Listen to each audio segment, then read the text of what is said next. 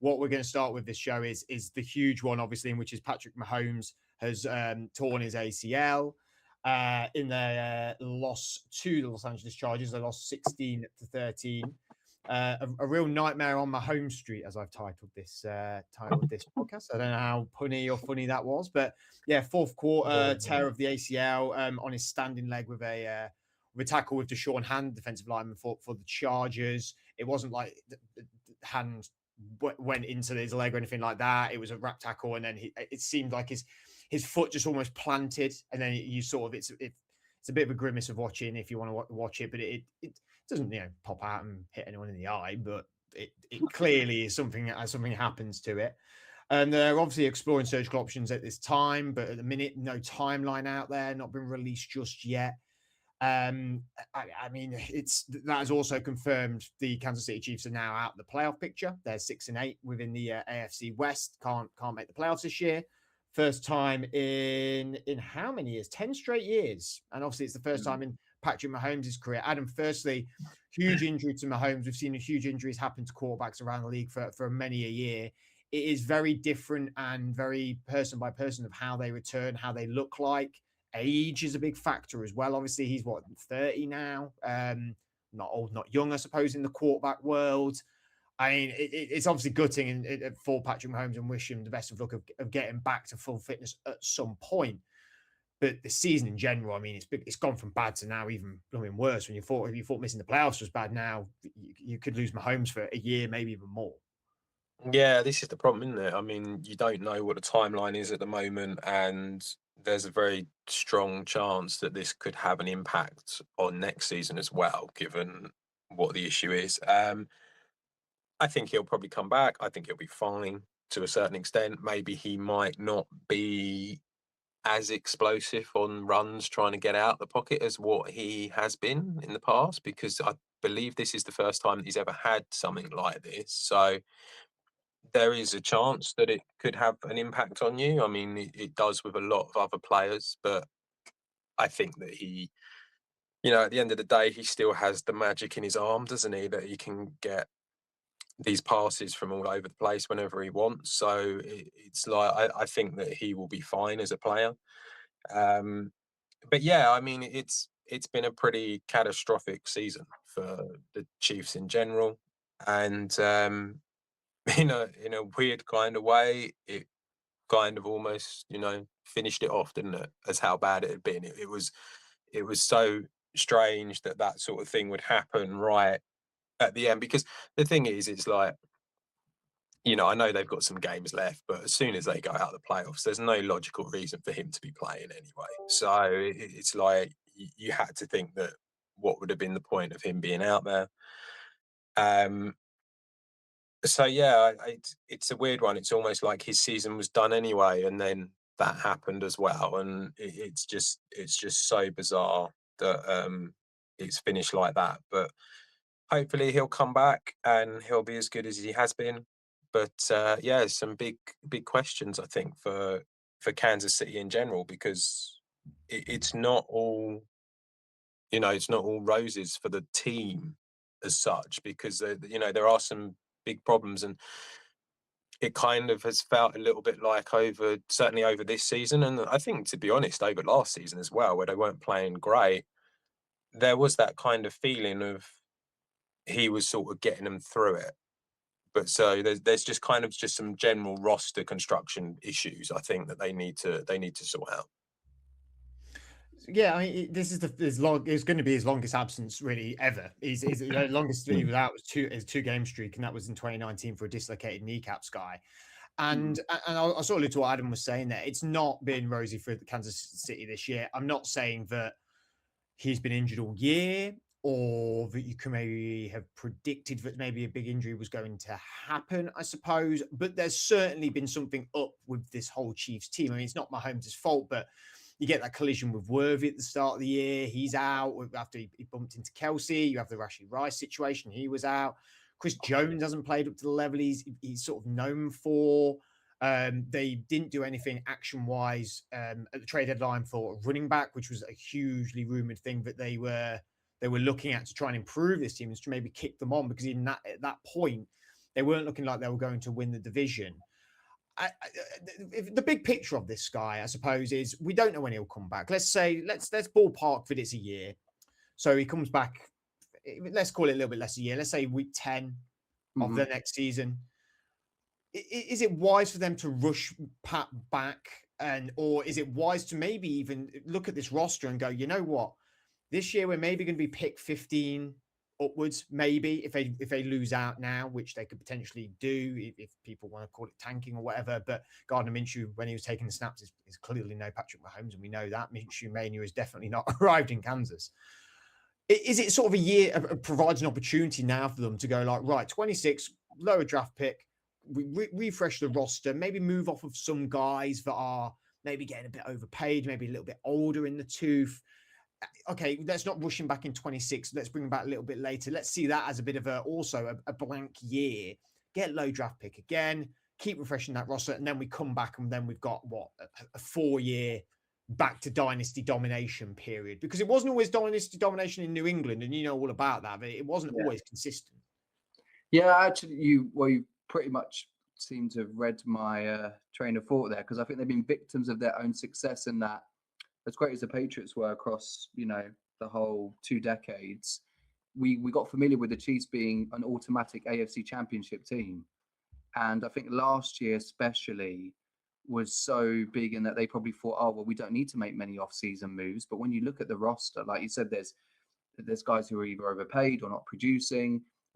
Xavier Worthy's not become the, Tyreek Hill replacement that they thought he would be. But then again, they've also been guilty of just having a bunch of speedsters in there who don't really offer much. Defense is obviously aging a bit, but still has playmakers. But again, I think them getting to the Super Bowl last year and winning all of those games by 1 score, it's now flipped this year, hasn't it? They've lost so many by 1 score. And again, they've had playmakers keeping them in games. But like you said, this is it's a weird situation, because when Brady blew his knee out in 2008, it was in the first quarter of week 1. Whereas this is on the back end of this year. So it's really sort of put any off-season plans that they have back to a reset. But yeah, if I was them, I don't know what you do. I reckon they probably sign a different veteran. I mean, Minshew was probably only there. I couldn't say who, but I don't know. He's not a guy you probably want to start every week. You look at what Jacoby Brissett's done in Arizona. You probably would want someone like that who at least people forget as well. You want to at least get people into Arrowhead, right? You're not going to give off the impression that you're I don't know. I think the Chiefs fans know well enough that they're a team that can bounce back. They trust Andy Reid, the front office, the Hunt family enough that even if Patrick's there, that there is a plan in place, so to speak. I don't think so. There was an analogy earlier I heard on a podcast where, when Michael Jordan retired and left the Bulls, everyone didn't hand over their season ticket straight away. Just because Mahomes isn't going to be there for a large portion next season, I don't think Arrowhead is suddenly not going to become the fortress that we know it to be. The bad thing is, though, I don't even think they had a plan. I just genuinely think they were just getting by being like, oh, we've got Reid, Mahomes, and Kelsey. I don't think there is a long-term plan there. I think they just always thought they had this, this aura of invincibility about them. And then we saw that this season that's gone. Because even if they got to the playoffs, they wouldn't have done anything, would they? Based on what we've seen in the 14 games they played. It does feel a little Packers like with Rodgers, where it's almost like you've got the superstar quarterback, you've got some weapons. In fairness, the defense is better than what the Packers had for many years. But it does kind of feel a little bit like that, where it's almost like, oh, we're just gonna give Pat the ball. Here's sort the problem out. Is basically what it boiled down to, and that's a bit of a problem. And yeah, so I do just feel like they've got I think they've got 21 players who are free agents this year, and there's some big names in this team that are free agents. Travis Kelce is a free agent. Marquise Brown is a free agent. I think we can probably reserve the right. Travis is probably going to retire at this point. Yeah, absolutely. Yeah, I think you're probably right. But I'm just saying, it's like, you've got these guys who are big parts of your offense who are free agents. Juju was getting involved a lot, free agent. Kareem Hunt, who, we've been going on about how they've got no run game, but Kareem Hunt was basically the one who was kind of in charge of that. I mean, Pacheco hasn't really done much, so he's a free agent. Leo Chanel's a free agent, who's big linebacker for them, who does really well. They've got quite a lot of guys, and it's a problem because when you start losing all of them, yeah, okay, you're going to have cap space and you're going to be able to rework deals and all of that, and you'll be fine. You'll be able to bring guys in, but like you say, it's difficult because realistically, okay, if you're going to bring guys in, do you want to come in and play with a Jacoby Brissett? They could go and get Mac Jones, but do you want to? I mean, I know what you mean. You said, it's still Arrowhead, that it's not all going to fall apart. I understand that, but there is a little bit of a concern there when it comes to, next year being a bit of a dead year for them. I think you still believe in the philosophy that Kansas have, and that Pat's going to be back at some given point, and given his age and everything like that, I think he's going to come back and he'll be fine. I think I think they do need to say I think there is another question which sounds awful of me, but is there a little bit of this could have been avoided? I mean, you've relied on him a lot with his legs. You've relied on him on the passing game. You've done nothing run-wise. You're terrible at the run. You're 20th in rushing yards. You've ended up 15 rushing touchdowns this year. You're 20th in rush yards per game, 16th in rush yards per attempt. He's not had the running game to be able to lean on. Therefore, the onus is on Patrick Mahomes. Now, Patrick Mahomes is your best player and is in some people's opinion the best. What has been in history one of the best players in the league. So you're going to rely on him, but you could also avoid these situations if you do lean a little bit on your run game, because it has been all Pat Mahomes. He has had no help off the run game. The offensive line's not been all that great either. It's been patchy. They've had many guy on IR, not Mahomes' fault, not Andy Reid's fault for that matter. But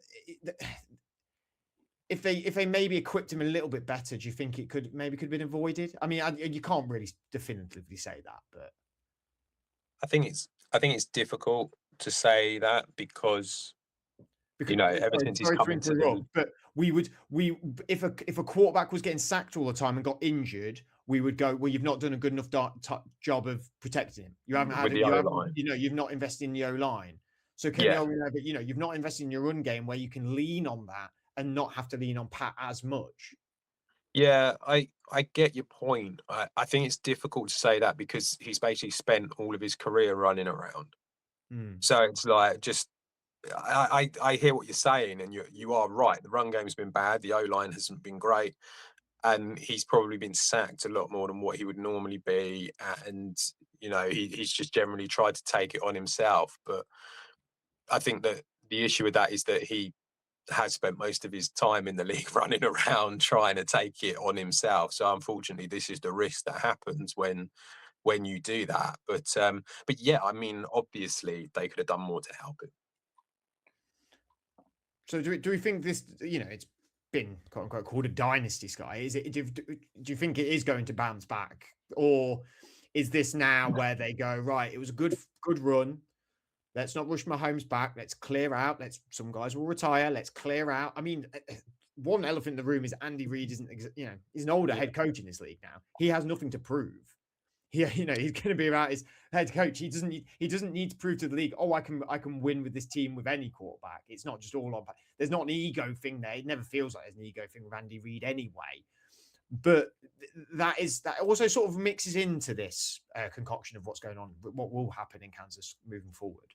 Yeah, he's not a Belichick in terms of got to the point where he enjoyed that Matt Castle year. He flirted with Jimmy Garoppolo. I think, like you said, Andy Reid and Mahomes at least have a great relationship.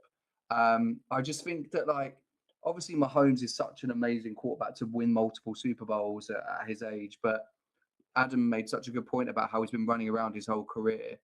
It's going to be a really big thing when you're turning 31 next year.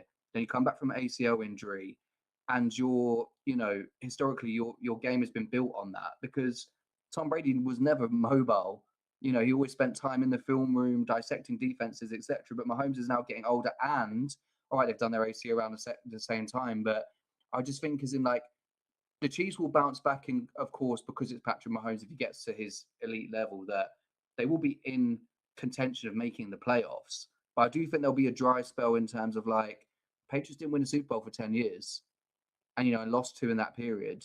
I don't think the Chiefs are going to get back to this level of winning another one for a while. I would say I don't think they'd make or at least I don't think they'll win a Super Bowl by 2030. I think there'll be a dry spell. Yeah, I think there's a 4 or 5 year lull. I think that's a fair statement, unless they can sort of refresh this roster in a way, in a whole team aspect. I mean, the only player that's coming to mind, which is unfair really because he is older, is Rodgers never really looked the same after he got that major injury. He wasn't a mobile quarterback either, and we wouldn't say Mahomes is.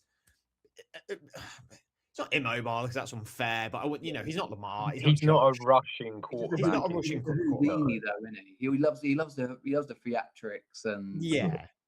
But Rodgers never looked the same coming back, and he wasn't known as he would still run. He wasn't known as a rushing quarterback style either. But so it'd be really interesting to see sort of his recovery in that and what he will look like. And as we've sort of seen it in these Netflix documentaries, he's not someone who doesn't work hard. He puts a lot of time in the gym, has personal trainers. He's going to have the best doctors in the world that the Hunt family can provide and Kansas City Chiefs can provide. This isn't like a regular guy on the street tearing his ACL. This guy's going to have, AAA plus care on every level of rehabilitation.